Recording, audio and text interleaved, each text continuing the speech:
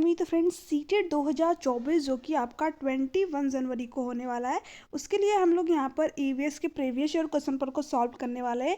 ये सारे ही क्वेश्चन आपके लिए मोस्ट इंपॉर्टेंट है क्योंकि आपके प्रीवियस ईयर क्वेश्चन पेपर में मोस्टली बार पूछे गए हैं। तो देखिए यहाँ पर आपका फर्स्ट क्वेश्चन दे रखा है, नीचे दिए गए कौन से एक राज्य में तुरंग का अर्थ जंगल है। आपको ऑप्शन दे रखा है मिजोरम, झारखंड, असम, उड़ीसा। तो देखिए फ्रेंड्स यहाँ पर जो झारखंड राज्य है उसमें तुरंग का अर्थ क्या होता है, जंगल। तो यहाँ पे आपका कौन सा ऑप्शन सही हो जाएगा, ऑप्शन नंबर सेकंड। ठीक है, झारखंड आपका राइट आंसर हो जाएगा।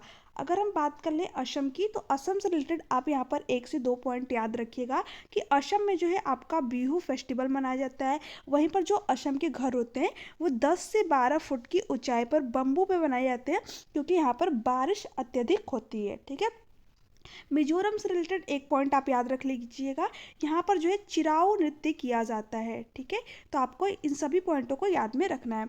नेक्स्ट आपका क्वेश्चन है, देखिए यहाँ पर नेक्स्ट क्वेश्चन दे रखा है, आज हम मिर्ची के बिना भोजन की कल्पना भी नहीं कर सकते, इसे व्यापारी हमारे देश में लाए थे दक्षिण अमेरिका से, दक्षिण अफ्रीका से, अफगानिस्तान से, और फोर्थ ऑप्शन आपका दे रखा है इंग्लैंड से। ठीक है, तो देखिए अगर हम मिर्ची की बात करें, ठीक है यहाँ पर मिर्ची की बात हो रही है, हरी मिर्च की, तो वो कहाँ से लाए थे, व्यापारी दक्षिण अमेरिका से। ठीक है, इसमें अभ्यर्थी जो है बहुत ज़्यादा मिस्टेक करते हैं, वहाँ पे ऑप्शन में आपको दिख जाता है दक्षिण अफ्रीका और दक्षिण अमेरिका, तो इन दोनों में जो है बहुत ज़्यादा कन्फ्यूजन क्रिएट होती है।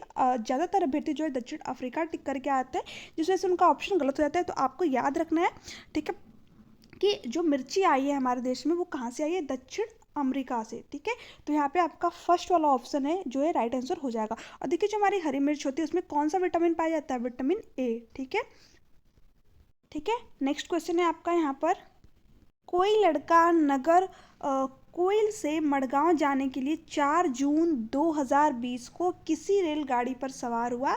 यह रेलगाड़ी 22:30 बजे नगर कोइल से चली और 6 जून 2020 को 4:30 मडगांव पहुंची। यदि इस समय अंतराल में रेलगाड़ी ने 1145 किमी दूरी तय की तो रेलगाड़ी की औसत चाल लगभग क्या थी। तो देखिए यहाँ पर ऑप्शन आपको दे रखा है 40.5 किलोमीटर प्रति घंटा, 42.5 किलोमीटर प्रति घंटा, 36.5 किलोमीटर प्रति घंटा, 38.5 किलोमीटर प्रति घंटा। तो देखिए ये जो क्वेश्चन है, पहले ऐसे क्वेश्चन नहीं आते थे, बट अब जो है सीटेट के एग्जाम में ऐसे क्वेश्चन आपको 1 से 2 तो मतलब देखने को मिल ही जा रहे हैं। तो आपको इन क्वेश्चनों को मतलब बहुत ही सिंपल सा क्वेश्चन है, इसके लिए आपको एक फार्मूला याद ही होगा, speed equal to distance upon time, यानी चाल इक्वल टू दूरी बटा के समय। इसी पे जो है ये क्वेश्चन आपका सॉल्व हो जाएगा। ये जो टाइम दे रखा है आपका ना, ये जो रेलवे का टाइम होता है उस हिसाब से दे रखा है। तो यहाँ पर 22:30 दिया है, ठीक है, 22:30। तो इसका मतलब क्या हो गया, 1:30 हो रहे हैं। ठीक है, तो अगर हम ऐड करें 1 जो है आपका 30, ठीक है, उसके बाद में ये क्या दे रखा है, 4 जून से लगभग 6 जून, यानी 24 घंटे तो आपके ऐसे ही हो गए। ठीक है, तो 24 ऐड कर लीजिए उसमें, उसके बाद में प्लस आपका कितना हो जाएगा, जो घंटा बचा है आपका, यानी वो कितना चल रहा है, 4:30। तो देखिए 4:30। तो अगर हम टोटल ऐड करेंगे आपका जब हावर, तो आपको ये ऐड करने आता होगा, तो आपका कितना हो जाएगा, 30 हावर्स। ठीक है, 30 हावर्स जो आपको हो जाएगा। अब मैंने आपको बताया था कि जो आपका फार्मूला क्या होता है, speed equal to distance upon time. ठीक है, speed equal to distance upon time. तो यहाँ पर आपको जो है स्पीड आपसे पूछा, औसत चाल कितनी है। तो देखिए यहाँ पर जो आपकी डिस्टेंस जो है वो दे रखी है 1145। ठीक है, और टाइम हम लोगों ने कितना निकाला था, 30। ठीक है, तो अगर हम इसका डिवाइड करेंगे तो यहाँ पर आपका जो आंसर है वो कितना निकल कर आ जाएगा, 38.166। ठीक है, आप लोग इसको डिवाइड कर लीजिएगा, मैंने पहले से करके रखा है। तो यहाँ पर जो आंसर है वो क्या हो जाएगा, क्योंकि इसको हम ऐसे भी लिख सकते हैं 38.15, क्योंकि 66 है तो एक अंक ऐड कर लेते हैं, तो यहाँ पे क्या हो जाएगा आपका 38.5, जो कि ऑप्शन नंबर डी में दे रखा है। तो इसलिए ऑप्शन नंबर डी आपका राइट आंसर हो जाएगा।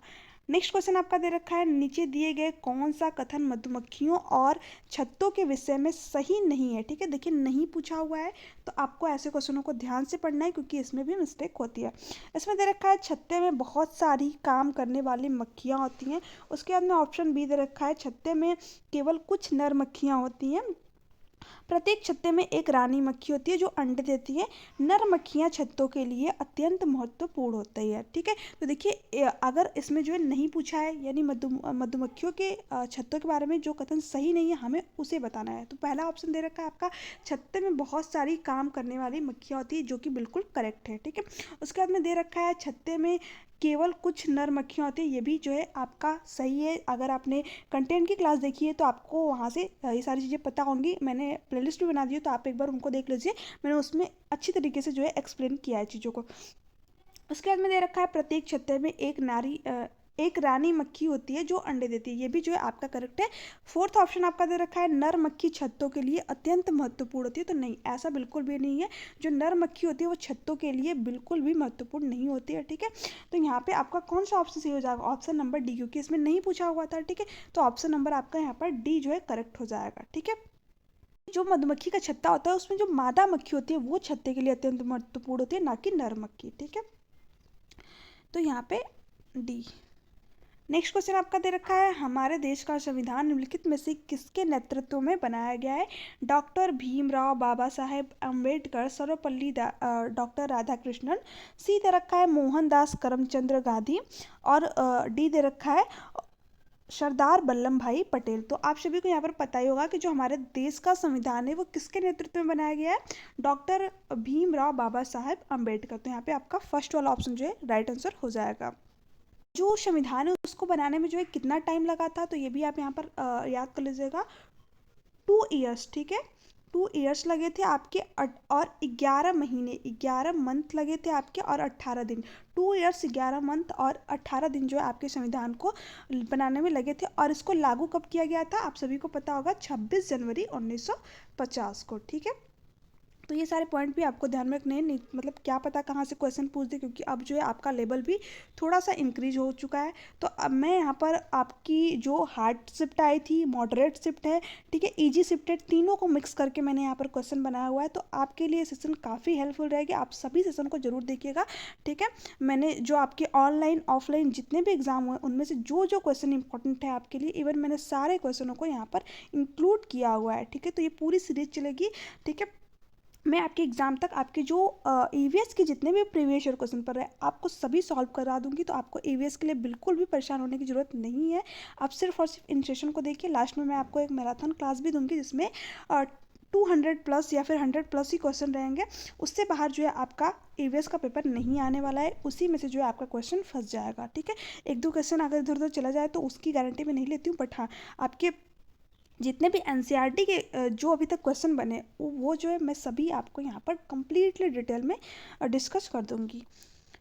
देखिए आपका यहाँ पर नेक्स्ट क्वेश्चन दे रखा है, और इसकी पीडीएफ भी आपको टेलीग्राम चैनल पर मिल जाएगी, नीचे डिस्क्रिप्शन बॉक्स में लिंक दे दूंगी, आप वहाँ से डाउनलोड करके अपना रिविजन भी कर लीजिएगा। दे रखा है यहाँ पर पौधों के लिए किए जाने वाले नीचे दिए कार्यों पर विचार कीजिए। फर्स्ट है पौधों को सहारा देना, बी ऑप्शन दे रखा है हुम्यूस प्रदान करना, सी है भोजन संचित भंडारण करना, पानी और खनिज को अवशोषित करना, इनमें से जड़ों के कार्य हैं। तो देखिए यहाँ पर ऑप्शन दे रखा है बी, सी और डी, ए, सी और डी, ए और बी, सी और डी। तो हमें इसमें से बताना कि कौन कौन सा जो है जड़ों का कार्य होता है पौधों में। तो देखिए अगर हम फर्स्ट ऑप्शन की बात करें तो पौधों को सहारा देना, ठीक है, ये जो है आपके जड़ों का काम होता है, तो ये तो ऑप्शन आपका राइट हो जाएगा। उसके बाद में यहाँ पर दे रखा है ह्यूमस प्रदान करना, तो ये आपके जड़ों का काम नहीं होता है। ठीक है, तो बी ऑप्शन आपका यहाँ पर कट जाएगा। उसके अंदर दे रखा है भोजन संचित भंडारण करना, तो ये भी जो है आपकी जो रूट्स होती हैं, जड़ होती हैं, उनका काम होता है। पानी और खनिज को अवशोषित करना, तो ये भी जो है आपके रूट्स का, जड़ों का जो है काम होता है। तो यहाँ पे एक ही ऑप्शन गलत है, ऑप्शन नंबर बी, यानी आपका कौन कौन सा सही हो जाएगा, ए, सी और डी। ठीक है, जो कि किस में दे रखा है आपका ऑप्शन नंबर बी में, तो यहाँ पे आपका ऑप्शन नंबर बी बिल्कुल करेक्ट आंसर हो जाएगा। नेक्स्ट आपका क्वेश्चन दे रखा है निम्नलिखित में से कौन सा एक भारत का संघ शासित प्रदेश नहीं है? मणिपुर, लद्दाख, चंडीगढ़, जम्मू और कश्मीर। ठीक है, तो अगर हम बात करें कि कौन सा भारत का संघ शासित प्रदेश नहीं है, तो मणिपुर। ठीक है, मणिपुर जो है भारत का केंद्र शासित प्रदेश नहीं है। तो यहाँ पे आपका ऑप्शन नंबर जो है ए राइट आंसर हो जाएगा, क्योंकि मणिपुर को जो है पूर्ण राज्य का दर्जा प्रदान है। ठीक है, तो इसलिए आपका जो है मणिपुर केंद्र शासित प्रदेश नहीं है, सॉरी भारत का जो है संघ शासित प्रदेश नहीं है। ओके, और जो ऑप्शन में आपको दे रखा है लद्दाख, चंडीगढ़ और जम्मू कश्मीर, ये तीनों ही क्या है, भारत के संघ शासित प्रदेश हैं। नेक्स्ट आपको क्वेश्चन दे रखा है, निम्नलिखित में से कौन से कच्चे तेल पेट्रोलियम के उत्पादक हैं? गुजरात और तमिलनाडु, बॉम्बे और बिहार और हाई बॉम्बे हाई तथा पश्चिम बंगाल, असम और उड़ीसा। तो इसमें से आपको बताना है कौन सा जो है कच्चे तेल यानी पेट्रोलियम के जो है उत्पादक है। तो देखिए जो कच्चे तेल का उत्पादक है वो कौन सा है, गुजरात और तमिलनाडु, यानी कि फर्स्ट ऑप्शन जो है यहाँ पर आपका बिल्कुल करेक्ट आंसर हो जाएगा। ठीक है, नेक्स्ट क्वेश्चन आपका दे रखा है यहाँ पर, निम्नलिखित में से पक्षियों का वह समूह चुनिए जिसका प्रत्येक सदस्य हमारी तुलना में 4 गुना अधिक दूरी से वस्तुओं को स्पष्ट देख सकने योग्य है। ऑप्शन दे रखा है आपको कौवा, चील, बुलबुल। ऑप्शन बी दे रखा है फाख्ता, कौवा, मोर। और सी दे रखा है बाज, चील और गिद्ध। डी दे रखा है बाज, कबूतर और तोता। ये क्वेश्चन मतलब मत ही पूछे कितनी बार रिपीट हुआ है, मोस्टली बार जो है ये रिपोर्टेड है और बहुत ही इजी क्वेश्चन है, तो आपके लिए ये इंपॉर्टेंट है क्योंकि ये जो है क्वेश्चन बहुत बार जो है रिपीट होता है।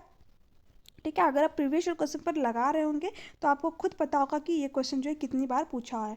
ठीक है, तो अगर हम बात करें कि वो कौन से पक्षी हैं जो कि हमारे से 4 गुना अधिक दूरी से जो है वस्तुओं को देख सकते हैं, तो कौन से, बाज, चील और गिद्ध। कहते हैं ना कि बाज जैसी नज़र होनी चाहिए, तो यहाँ पे कौन सा आपका ऑप्शन सही हो जाएगा, ऑप्शन नंबर सी। ठीक है, ये हमसे 4 गुना अधिक दूरी से जो है वस्तुओं को देख सकते हैं। नेक्स्ट आपका क्वेश्चन दे रखा है यहाँ पर, पोचमपल्ली भारत के दक्षिण राज्य का एक कस्बा है जो सुंदरता से डिज़ाइन की गई चमकदार रंगों की पोचमपल्ली साड़ियों और विशेष प्रकार की बुनाई, जिसे पोचमपल्ली ही कहते हैं, के लिए प्रसिद्ध है। ये कस्बा किस राज्य का भाग है? तेलंगाना, तमिलनाडु, कर्नाटक, केरल। तो देखिए ये जो कस्बा है ये किस राज्य का भाग है, तेलंगाना का। तो यहाँ पे आपका कौन सा ऑप्शन राइट हो जाएगा, ऑप्शन नंबर ए। ठीक है, जो आपका पोचमपल्ली है इसे भारत में सिल्क सिटी के नाम से भी जाना जाता है। अगर आपसे पूछ दे कि सिल्क सिटी किसे कहते हैं तो पोचमपल्ली, क्योंकि यहाँ पर जो है रेशम की साड़ियाँ के लिए, रेशम की साड़ियों के उत्पादन के लिए जो पोचमपल्ली आपका जाना जाता है। तो क्वेश्चन आपसे ये भी पूछ सकता है, क्योंकि अभी तक बना नहीं है, तो आपसे पूछ सकता है कि सिल्क सिटी किसे कहते हैं, तो पोचमपल्ली को ही। ठीक है, क्योंकि अभी थोड़ा सा आपका लेवल भी इंक्रीज हुआ है, तो हो सकता है कि क्वेश्चन थोड़ा सा डिफरेंट वे में पूछे, तो आपको इन सारे पॉइंटों को ध्यान में रखना है। ओके, नेक्स्ट आपका यहाँ पर क्वेश्चन दे रखा है, निम्नलिखित में से खाद्य पदार्थों का उस समूह को चुनिए जिसके प्रत्येक सदस्य में लौह तत्व प्रचुर मात्रा में पाया जाता है। आंवला, बंद गोभी, टमाटर। बंद गोभी, आंवला, टमाटर। गुड़, आंवला, टमाटर। आंवला, पालक, गुड़। तो देखिए यहाँ पर जो अगर बात करें जिसमें आयरन, लौह तत्व जो है प्रचुर मात्रा में पाया जाता है, वो आपका कौन सा है, आंवला, पालक, गुड़। ठीक है, तो यहाँ पे आपका कौन सा ऑप्शन सही हो जाएगा, ऑप्शन नंबर डी। देखिए जो आंवला होता है आपका, ठीक है, उसके बाद में अगर पालक की बात कर लें और गुड़ की बात करें, तो इन तीनों में ही जो आयरन होता है वो आपका प्रचुर मात्रा में पाया जाता है।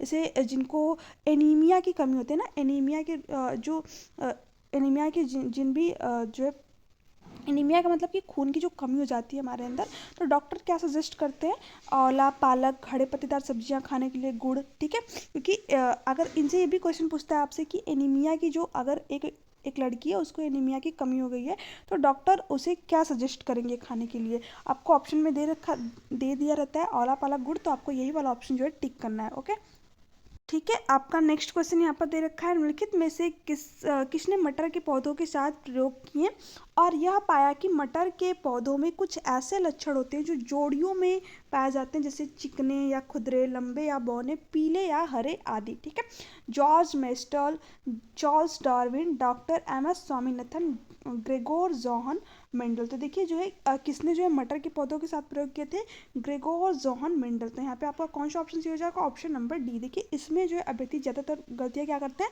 जॉर्ज मेस्टल जो है वो टिक कर देते हैं, बट ये जो है आपका गलत है, किसने किया था, ग्रेगोर जोहन मेंडल। तो ये आपको ध्यान में रखना है।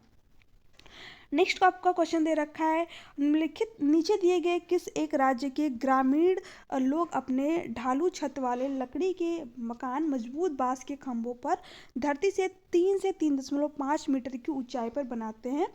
असम, ओडिशा, राजस्थान, लद्दाख। तो देखिए मैंने अभी आपको जब आपको फर्स्ट क्वेश्चन डिस्कस किया था तो वहाँ पे आपको बताया था कि जो असम के लोग होते हैं वो क्या करते हैं, यहाँ पर मजबूत बांस के खंभों पर अपना घर 10 से 12 फुट, ठीक है, 10 से 12 फुट। पर देखिए यहाँ पर क्या दे दिया है आपको, मीटर, ठीक है। तो ये चीज़ आपको ध्यान में रखनी है, जब आपको फुट देगा तो 10 से 12 फुट देगा, अगर मीटर में देगा तो 3 से 3.5 मीटर की ऊंचाई पर देगा, ठीक है। तो आपको कन्फ्यूज़न क्रिएट नहीं करनी है माइंड में, आपको मीटर और फुट दोनों में याद रखना है। 3 से 3.5 मीटर अगर रहेगा और फुट में देगा तो 10 से 12 फुट। कहाँ के घर होते हैं, असम के, ठीक है, क्योंकि यहाँ पर बारिश अधिक अधिक होती है, तो यहाँ पे आपका फर्स्ट वाला ऑप्शन जो है राइट आंसर हो जाएगा। तो इसी तरीके से जो है आपसे क्वेश्चन घुमा करके पूछा जाता है, और ज़्यादातर अभ्यर्थी क्या करते हैं, इसमें गलती कर देते हैं, ठीक है। तो आपको बस एक एक पॉइंट को ध्यान में रखना है, आपके क्वेश्चन गलत नहीं होंगे अगर आपने अच्छी तरीके से चीज़ों को रीड किया है, पढ़ा है तब। देखिए यहाँ पर आपका क्वेश्चन दे रखा है, भारत के मानचित्र में दिल्ली की स्थिति के सापेक्ष गांधीनगर गुजरात की राजधानी और पटना बिहार की राजधानी की दिशाएं क्रमशः हैं उत्तर पूर्व और दक्षिण पश्चिम, दक्षिण पश्चिम और उत्तर पूर्व, दक्षिण पूर्व और दक्षिण पश्चिम, दक्षिण पश्चिम और दक्षिण पूर्व, ठीक है। तो देखिए अगर हम बात करें तो ये जो क्वेश्चन है आपका, ये मैप से पूछा है, ठीक है। जैसा कि आप सभी को पता है कि जो आपका इंडिया का मैप है, ठीक है, आप उस पर दिशा देखेंगे तो इधर में क्या है आपका, इधर में ईस्ट है, इधर में वेस्ट हो गया, और इधर ऊपर जो है नॉर्थ होता है आपका, और नीचे में जो है आपका साउथ होता है, ठीक है। तो देखिए यहाँ पर आपको जब आप मैप में देखेंगे तो जो राज्य जहाँ पर स्थित है, आपको ये सारी चीज़ें मैप में अच्छी तरीके से याद होनी चाहिए। तो जब मैंने अपने सिटर का एग्ज़ाम दिया था तो मैंने मैप को कुछ ट्रिक्स के थ्रू जो है याद कर रखा था। मैप को मैंने अपने सामने जो मेरा रूम था स्टडी वाला, उसमें मैंने लगा रखा था। जब भी मैं देखती थी उसको तो मुझे सारे स्टेट जो है एक बार मैं अच्छी तरीके से देख लेती थी। जब एग्ज़ाम हॉल में जो है मुझे काफ़ी इससे हेल्प मिली।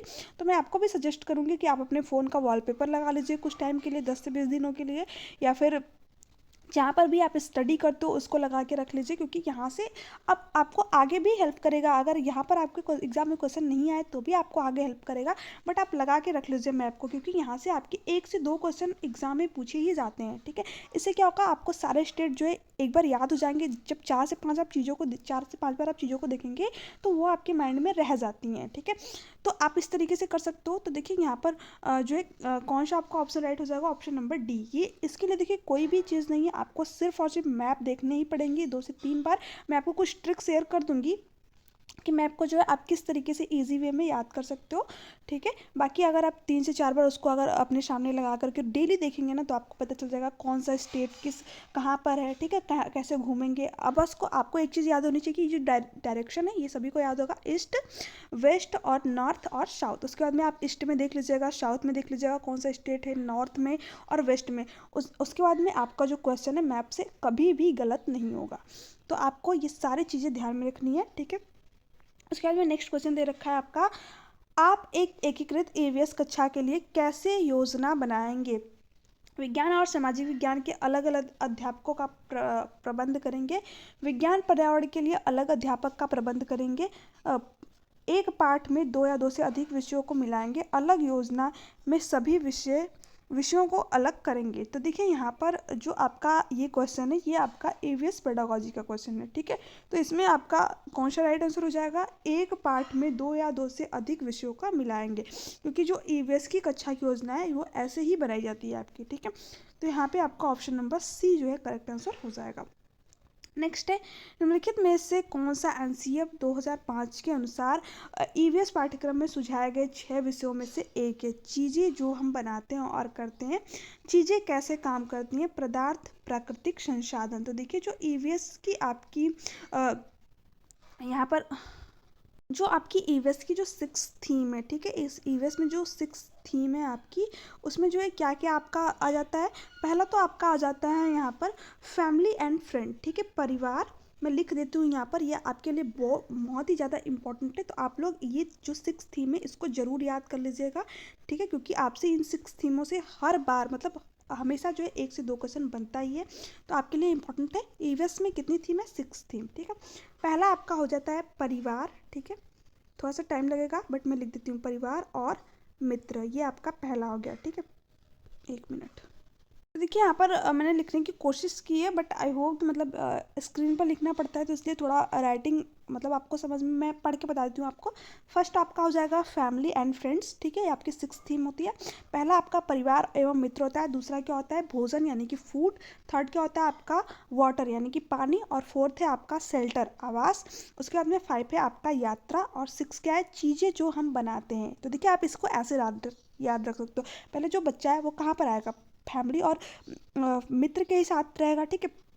आप अपने फैमिली में ही तो जन्म लेते हो, परिवार एवं मित्र में। उसके बाद अगर आप जन्म ले लिए तो आपको खाने की भी ज़रूरत होगी, तो उसके बाद में क्या आ जाएगा आपको फूड, खाने के लिए कुछ तो चाहिए जीने के लिए, फूड। उसके बाद में पानी की भी आपको आवश्यकता होगी, तो आपका पानी भी, ठीक है। आप ये मैंने अपने याद करने के टाइम में कुछ ट्रिक बनाई थी, तो इसलिए मैं आपके साथ शेयर कर रही हूँ।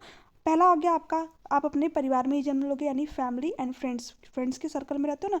उसके बाद में सेकंड क्या हो गया, जब आप जन्म ले लिए तो कुछ खाओगे, फिर पानी भी पियोगे। उसके बाद में आपको रहने के लिए भी कुछ चीज़ें चाहिए, जैसे कि आपका शेल्टर हो गया यानी कि आवास। उसके बाद में जब आप बड़े हो जाओगे तो घूमने के लिए भी तो चाहिए यात्रा। उसके बाद में चीज़ें, आप घूमोगे तो उसके लिए पैसा कहाँ से आएगा आपका, तो कुछ ना कुछ तो आपको करना पड़ेगा ना। तो चीज़ें जो हम बनाते हैं यानी जो भी हम अपना काम करते हैं, तो ऐसे याद रख सकते हो, यानी family and friends, food, water, shelter, और उसके बाद में वी मेक एंड डू, ठीक है। तो ये सारी चीज़ें थी, आपको सिक्स थीम बिल्कुल अच्छी तरीके से याद होनी चाहिए। तो देखिए यहाँ पर जो NCF 2005 के अनुसार जो आपकी थीम दी है, तो देखिए इसमें से जो है आपका कौन सा ऑप्शन राइट हो जाएगा। अब आप लोग इसका आंसर आई होप कि इजीली दे पाओगे। कौन सा है, option number A, we make and do, चीज़ें जो हम बनाते हैं, ठीक है। तो यहाँ पे आपका और करते हैं, तो यहाँ पे ए वाला जो है आपका ऑप्शन राइट हो जाएगा। यहाँ पर देखिए आपको तीन चीज़ें याद रखनी है। एक तो एन सी एफ 2025 NEP आपको याद कर लेना है 2020। उसके बाद में RTE, ठीक है, RTE राइट टू एजुकेशन 2009 में जो आपका आया था, ठीक है। आपको इन तीनों से रिलेटेड क्वेश्चन आते हैं, तो आपको अच्छी तरीके से पढ़ के जाना है, क्योंकि यहाँ से आपके क्वेश्चन बनते हैं, ठीक है। आई होप कि आप लोगों को आज का सेशन पसंद आया होगा। वीडियो अच्छी लगी तो चैनल को सब्सक्राइब कर दीजिएगा, बेल आइकन को प्रेस कर दीजिएगा, ताकि हर क्लास की नोटिफिकेशन आप तक पहुँच सके, ओके। तो मिलते हैं आपसे नेक्स्ट वीडियो में। Bye bye, take care. आपको इसका जो PDF है मैंने बताया आपको टेलीग्राम चैनल पे मिल जाएगा, तो इसके लिए आपको परेशान नहीं होना है, ठीक है। और आपकी कोई भी क्यूरीज हो, डाउट हो, तो आप नीचे कमेंट सेक्शन में कमेंट करके पूछ सकते हो। कोई भी क्वेश्चन समझ में नहीं आया हो, कोई भी डाउट हो, ठीक है। Thanks for watching me.